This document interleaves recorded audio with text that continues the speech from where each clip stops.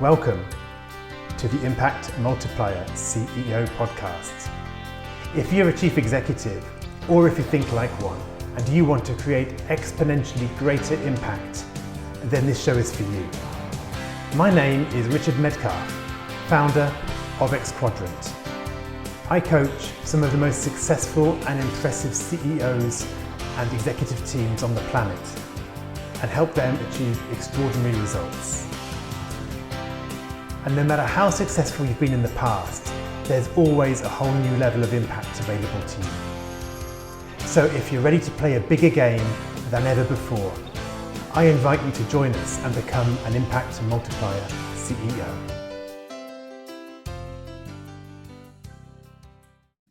Hi, Richard. Hi, Stephanie. It's been many seconds since we recorded the last episode. Yes, absolutely. Yes, I've even got a whole new outfit on.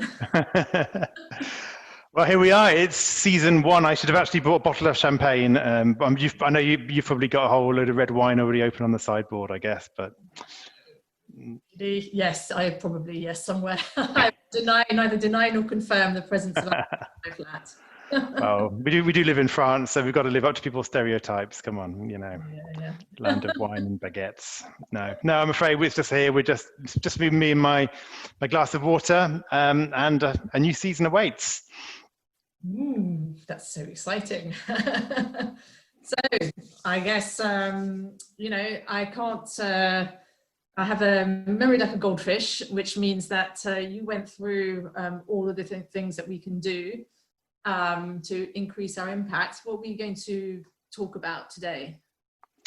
So today we're going to set the scene for the next few episodes very quickly. We talked last time about if you're a CEO or if you think like a CEO and you're trying to make big things happen, how do you multiply your impact? And so in my work with execs and founders and CEOs, I really boiled down a lot of these levers for impact into what I call 5 impact multipliers. And it's kind of like a mental model that I have when I'm looking at somebody who's overwhelmed, who's running fast, who's got a lot of things on their plate, and yet want more results and more impact. So it's kind of like a mental model, these 5 levers, and helps really focus in on where is there an opportunity here to go into multiplication mode and to release more momentum. So I think we're going to cover those, and today perhaps just run through what those 5 areas are very briefly. Great. I can see your consultancy background coming through. You've got sort of 5 layers that was going to help us get right to the nitty-gritty. So hit me with them. Yeah, exactly. Everything is in a matrix, it's in a diagram, and there's 5 of them or 3 of them, and they all begin with the same letter. Only they don't this time, so I'm going to probably have to go and innovation. Go and beat myself up afterwards for the lack of what do you call it when the letters begin, words begin the same? When words begin with the same letter, there's a name for that. I have no idea, but I'm more interested in... It's like the opposite of rhyming. I know. Sorry, I'm geeking out. So let's talk about them. 5 of them, okay. So number 1 is eliminating noise. And this is really addressing the limitation that we have of attention. Okay, so eliminate noise. It's about where we put our focus.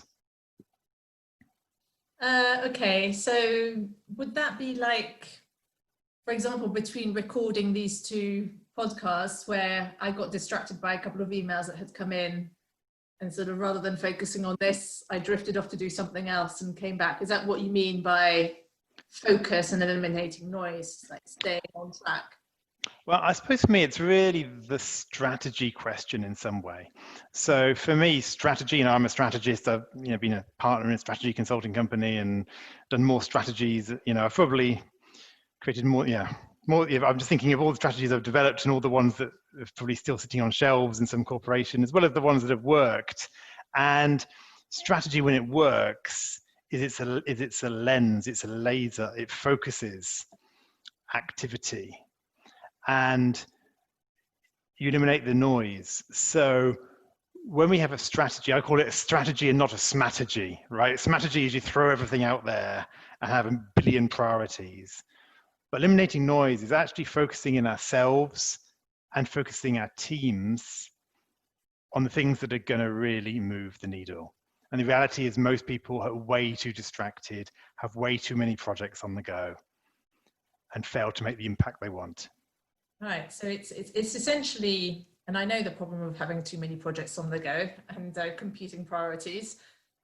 It's maybe, if I've understood this correctly, a better way of thinking about it is it's a way of essentially getting everyone, yourself and everyone around you, on the same page in terms of sort of what's important and what's noise, because it's sometimes hard to know the difference and hard to know how to prioritize, and having something strong enough that actually need to ask you every single time and just know.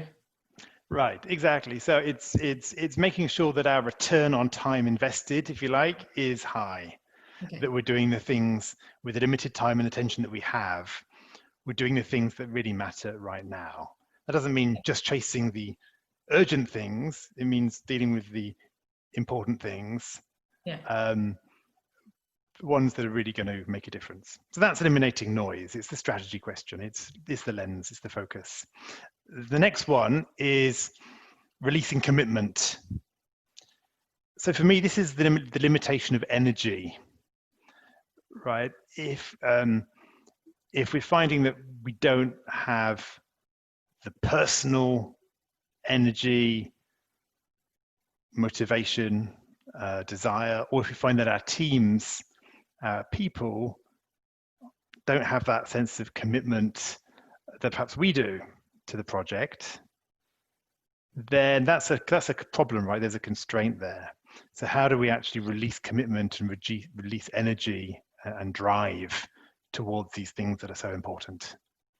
Okay, so that's I've been in a few leadership meetings and leadership conferences. It's like the annual kickoff where everyone supposedly buys into what we're going to achieve for the year or what our strategy is, and then actually when it comes to making things happen, it's really hard to get the right level of attention or even the right level of activity without having a big stick and beating people up with it. I'd love to know about that.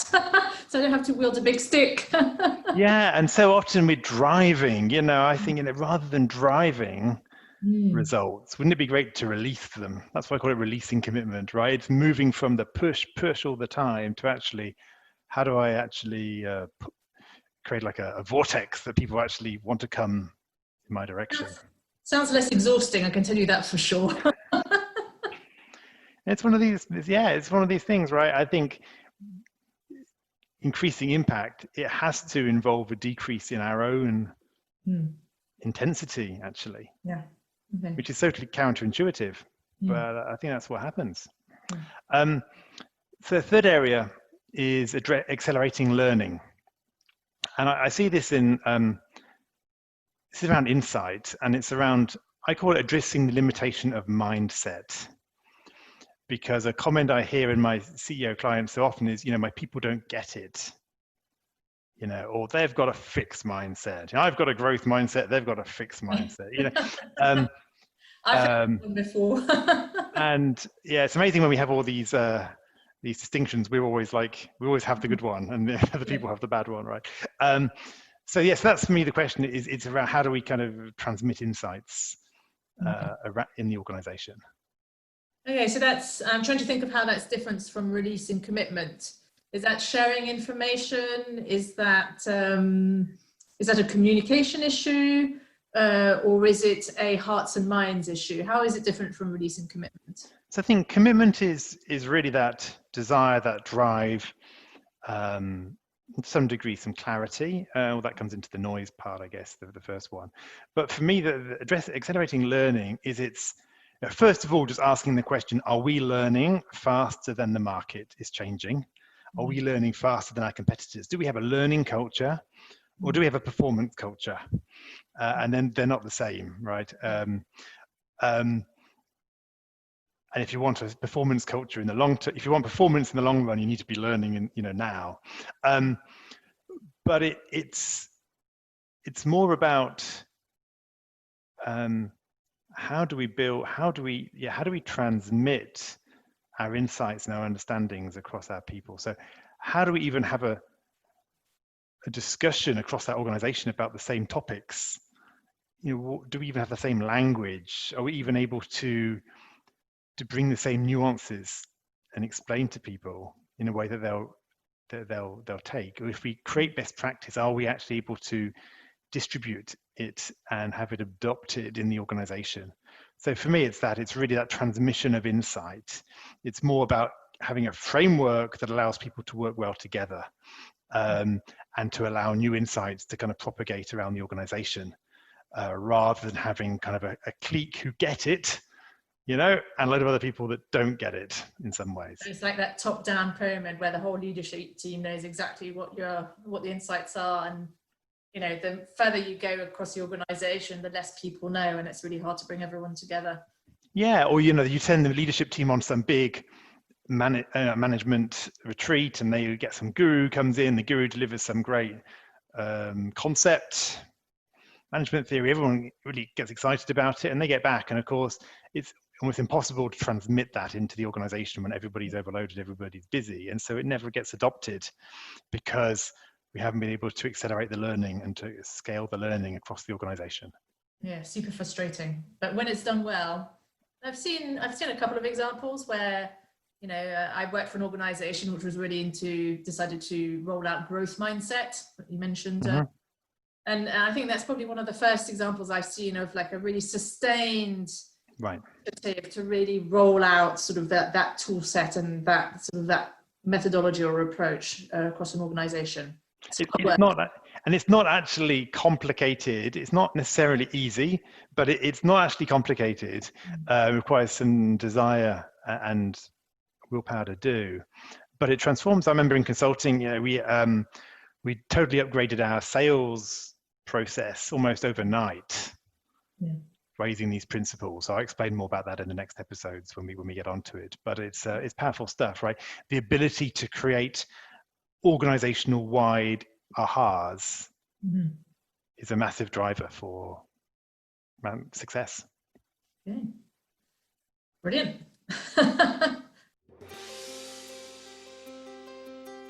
This is just a quick interlude before we get back to today's main conversation. To celebrate the launch of the podcast, we're giving away, for the first time ever, a coaching package valued at over $3,000. You can use it yourself, or you can give it to a friend or colleague who wants to multiply their impact. To enter, all you have to do is leave a review of the podcast on iTunes or in your preferred podcast app, and send a screenshot to podcast@xquadrant.com. And do that before 15th of September 2020.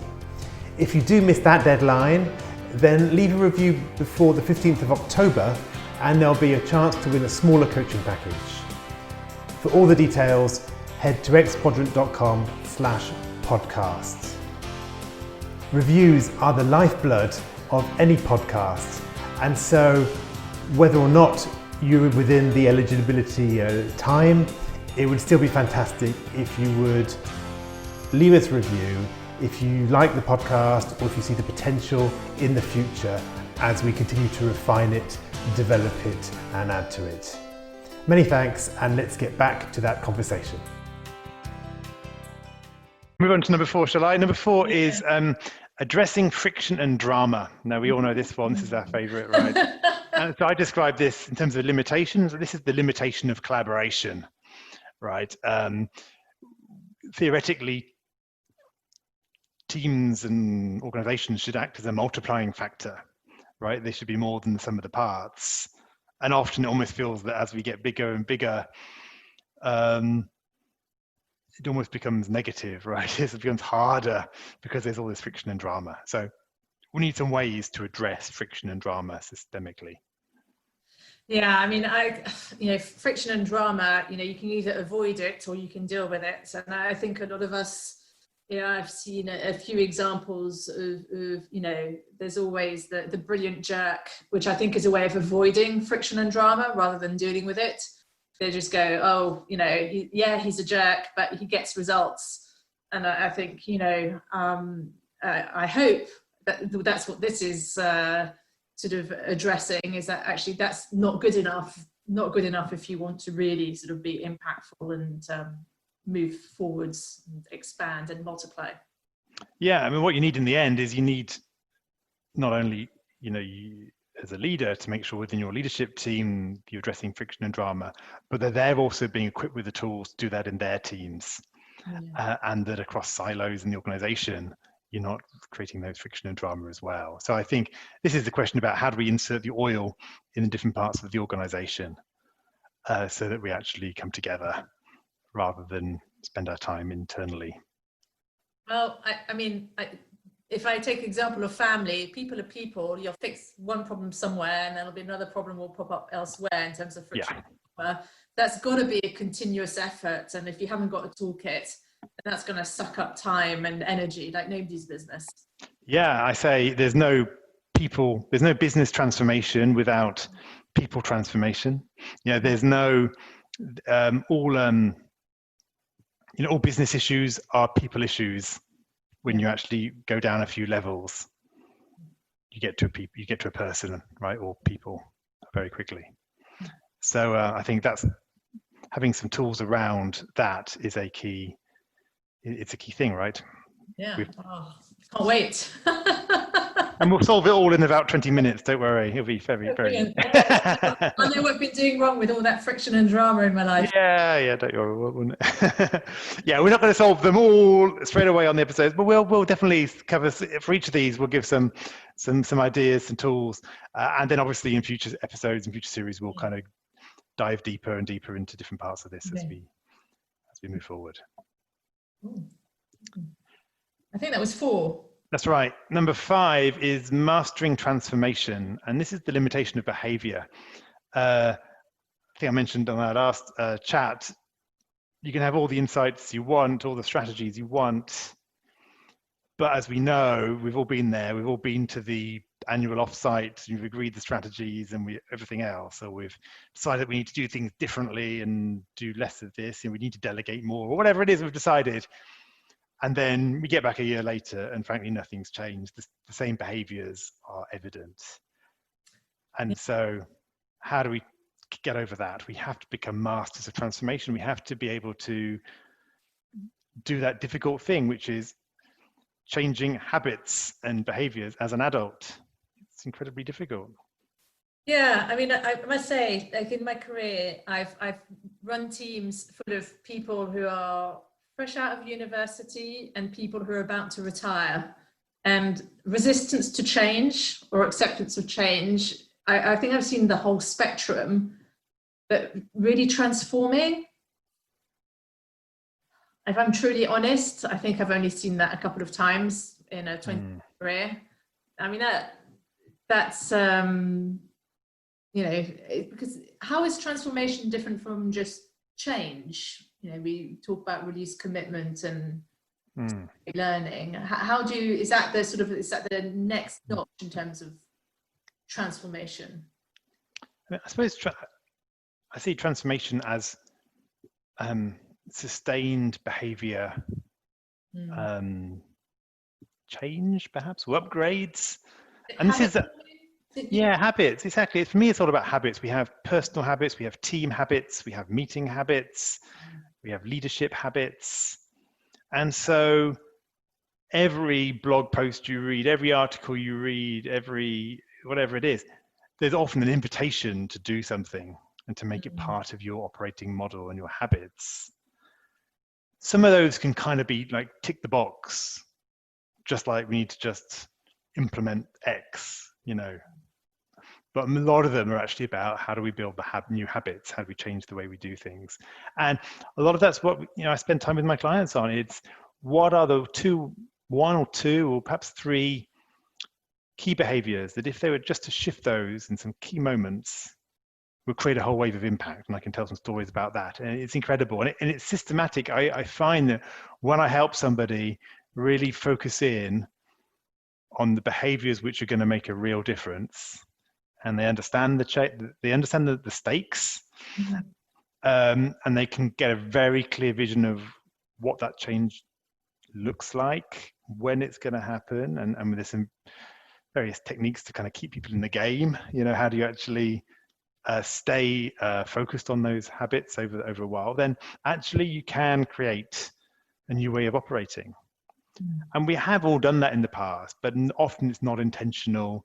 It kind of happens occasionally, and doesn't always happen on the key behaviors that we need. So for me, again, if organizations are going to really thrive, they need, again, a bit of an organizational way of doing things, a way of creating new habits. They need that shared approach. So one of our competitive advantages in this fast changing world is the ability to actually help each other learn new habits. Imagine if you could do that as an organization, you'd be unstoppable, right? You could just keep finding what has to be done and doing it.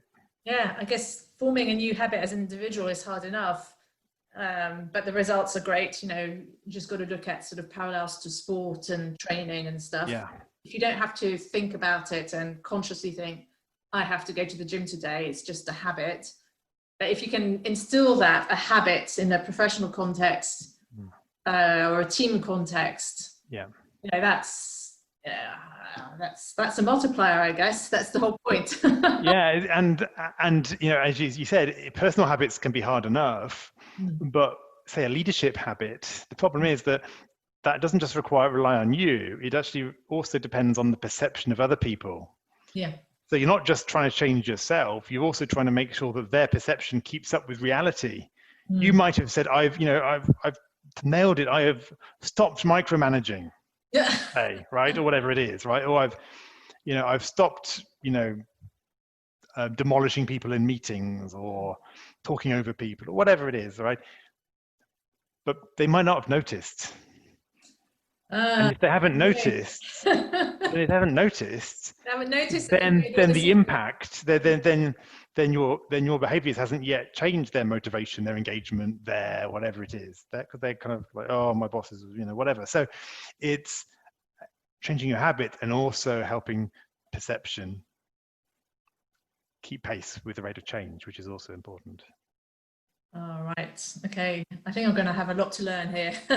I'm really looking forward to it. Because I know that feeling when you think you've done loads of work on changing your habits or changing your behaviors. And it's really frustrating when nobody notices. Yeah. Very motivating. But I guess there's a missing link there, which it'll be interesting to hear about. Absolutely. Okay. So I think that was 5, wasn't it? That was the 5. Yeah. So eliminate noise, release commitment, accelerate learning, address friction and drama, and master transformation. All right. Okay. So I guess that's how we're going to go into the next episode then. We'll be diving deep into the first one. Yeah, that's right. So eliminate noise. So we'll look at what has your attention as a CEO and how do you actually multiply that focus and attention across the organization.